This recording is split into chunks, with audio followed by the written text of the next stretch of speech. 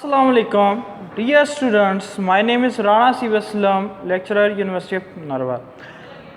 बेटा आज का हमारा क्वेश्चन है right main differences between source code and object code. दो किस्म के हमने कोड पढ़े थे, सोर्स कोड और ऑब्जेक्ट कोड। चाहे तो आप दोनों की डेफिनेशंस को लिख सकते हैं अलग अलग करके, ये भी डिफरेंसेस के लिए ठीक है। और चाहें तो ये जो मैं डेफिनेशन दोबारा से आपको डिफरेंस दोनों का बताने लगा हूँ, तो चाहें तो वो लिख सकते हैं। आपके पास नोट्स भी मौजूद हैं। क्वेश्चन है कि दोनों के डिफरेंसेस बताने हैं सोर्स कोड और ऑब्जेक्ट कोड के। उसमें सबसे पहले है सोर्स कोड में क्या होता है। Source code high level language में उसे लिखा जाता है, जबकि ऑब्जेक्ट कोड होता है वो कंपाइलर ऑब्जेक्ट कोड को कन्वर्ट करता है मशीन कोड में। Number 2, source file takes more time. Object file से बहुत ज़्यादा टाइम लेती है, जबकि जो ऑब्जेक्ट कोड होता है वो कम टाइम देता है। नंबर 3 पार्ट है कि शॉर्ट रीडेबल प्रोग्राम है, जबकि ये कंटेन्स नो अंडरटेक इंस्ट्रक्शंस। जो सोर्स कोड की इंस्ट्रक्शंस होती हैं वो शॉर्ट टर्म होती हैं, शॉर्टली आप रीडेबल कर सकते हो, जबकि ऑब्जेक्ट होती है इसमें लॉन्ग टर्म होती है, लॉन्ग टर्म रीडेबल होता है कोड। इसको टाइम काफ़ी आपको स्पेंड करना पड़ता है इसके लिए। अगला क्वेश्चन है बेटा what are the translator programmes.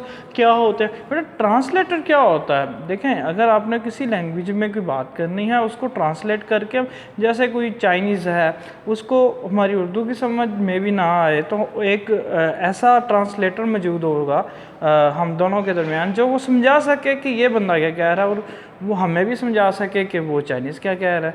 तो ट्रांसलेटर हमारे यूज़ होते हैं, ट्रांसलेटर यूज़ होते हैं। ट्रांसलेटर कितने किस्म के होते हैं वो आगे नेक्स्ट पढ़ते हैं। Translator are special software program that are used to translate human language instruction into machine code. कहते हैं ट्रांसलेटर एक सॉफ्टवेयर होता है, ऐसा सॉफ्टवेयर होते हैं ट्रांसलेटर जिससे वो ट्रांसलेट करते हैं एक ह्यूमन कोड को किस में कन्वर्ट करते हैं, मशीन कोड में। जो कंप्यूटर होता है, जो आपका लैपटॉप कंप्यूटर, उसको हम सिंपल ह्यूमन लैंग्वेज की समझ तो नहीं आती ना, तो उसके लिए हमें एक ट्रांसलेटर की ज़रूरत होती है। तो ट्रांसलेटर क्या काम करता है, जो इंसान समझ सकता है उसकी लैंग्वेज को कन्वर्ट करके ट्रांसलेट करके कंप्यूटर को बताता है कि ये क्या कह रहा है। जैसे एग्जांपल मैंने बताई, कुछ चाइनीज़ है या कोई अंग्रेज़ है आया हुआ है, तो वो आपका और उसका, आपको इंग्लिश नहीं आती, उसको उर्दू नहीं आती, तो उसके दरमियान में ऐसा ट्रांसलेटर चाहिए होता है जिसे उर्दू भी आती हो इंग्लिश भी आती हो। तो इसीलिए ट्रांसलेटर भी यही काम करता है। इसमें अगला क्वेश्चन है अच्छा जी, ट्रांसलेटर के बारे में हम और भी पढ़ते हैं कि होते कितनी किस्म के ट्रांसलेटर। ट्रांसलेटर जो है 3 किस्म के हम यूज़ करते हैं अक्सर का। कौन कौन से टाइप्स कौन सी हैं? Assembler, compiler, interpreter. असम्बलर क्या होता है, व्हाट इज़ इंटरप्रेटर, असम्बलर क्या होता है, फिर इंटरप्रेटर पढ़ेंगे और कंपाइलर पढ़ेंगे। ये तीनों क्वेश्चन हम करेंगे कि जो कितनी किस्म के होते हैं ट्रांसलेटर, असम्बलर, इंटरप्रेटर, कंपाइलर। सबसे पहले असम्बलर के बारे में बात करते हैं। असम्बलर क्या होता है? Assembler is a translator program that use to convert human understandable code of assembly language into the machine code. Assembler क्या करता है कि जो ह्यूमन अंडरस्टैंडेबल कोड होता है उसको मशीन कोड में कन्वर्ट करके देता है, उसे क्या कहते हैं? असम्बलर। अगला क्वेश्चन था व्हाट इज़ कंपाइलर। कंपाइलर क्या होता है बेटा? जिस पे आप सॉफ्टवेयर प्रोग्राम बनाते हो ना, उसे हम कंपाइलर कहते हैं। अब इसकी डेफिनेशंस हम पढ़ते हैं।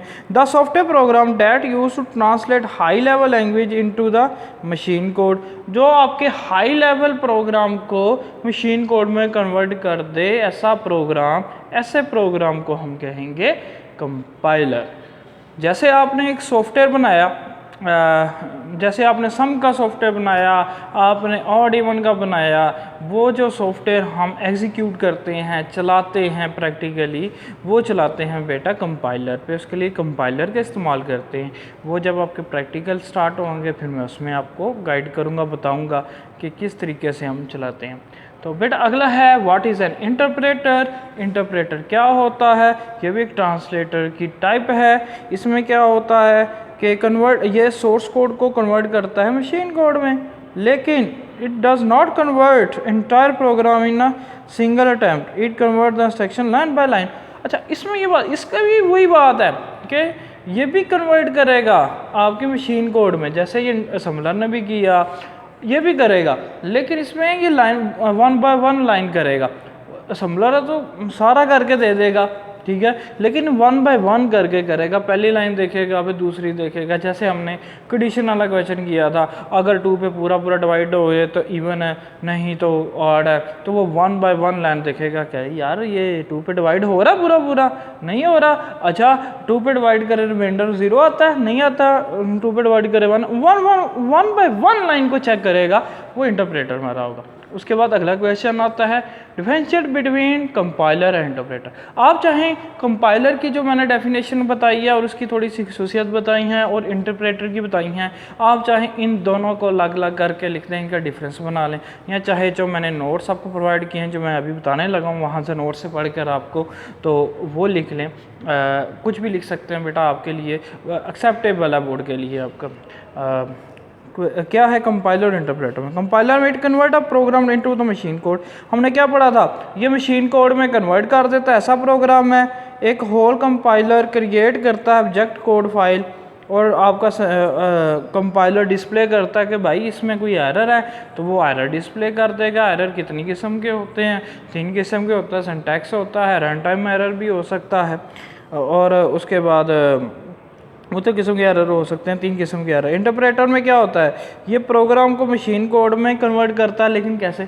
Line by line, 1 by 1 line by line करके। उसके बाद इंटरप्रेटर जो है ये ऑब्जेक्ट कोड फाइल, जो ऑब्जेक्ट कोड होता है फाइल का, उसको इंटरप्रेटर क्रिएट नहीं करता, जबकि आपका कंपाइलर क्रिएट करता है।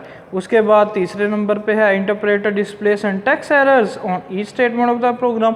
अच्छा, कंपाइलर क्या करता है?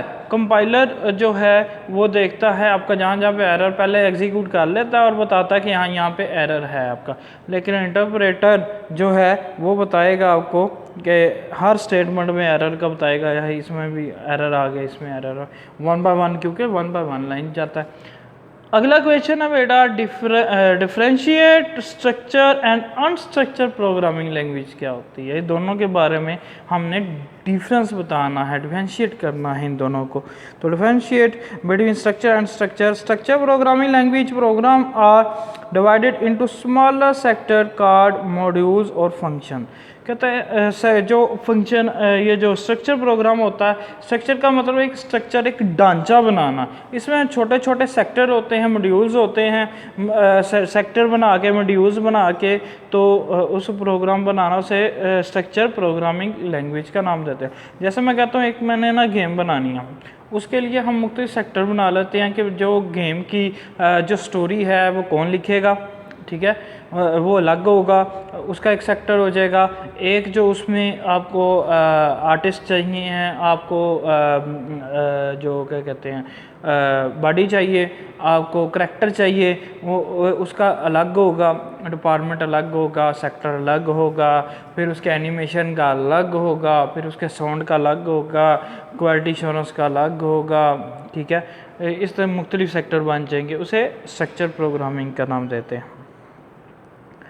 अच्छा, स्ट्रक्चर प्रोग्रामिंग में हर जो मॉड्यूल होता है वो डिज़ाइन करता है एक स्पेसिफिक टास्क को। जैसे मैंने पहले बताया कि स्पेसिफिक टास्क कौन कौन सा आपका हो सकता है, कि स्टोरी राइटिंग और कोई कर रहा है, कोई जो है क्या नाम है उसका, ड्राइंग कोई और कर रहा है, करैक्टर एनिमेशन और कोई कर रहा है।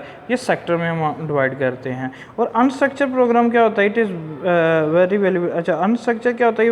वैल्यूएबल एडवांटेज ऑफ द इसका है performance each the entire program return a single instructions module the a programme.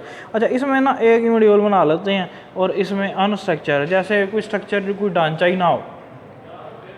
Structure में होता है ढांचा, एक ढांचा, एक स्ट्रक्चर बना के उसकी प्रोग्रामिंग करना, उसके सेक्टर बनाना, उसके सेक्टर में हम जो है एक सेक्टरों में डिवाइड कर लेना और प्रोग्रामिंग करना और बाद में इकट्ठी प्रोग्रामिंग कर लेना। अनस्ट्रक्चर में क्या होता है कि एक ही मॉड्यूल में सारा कवर कर देना।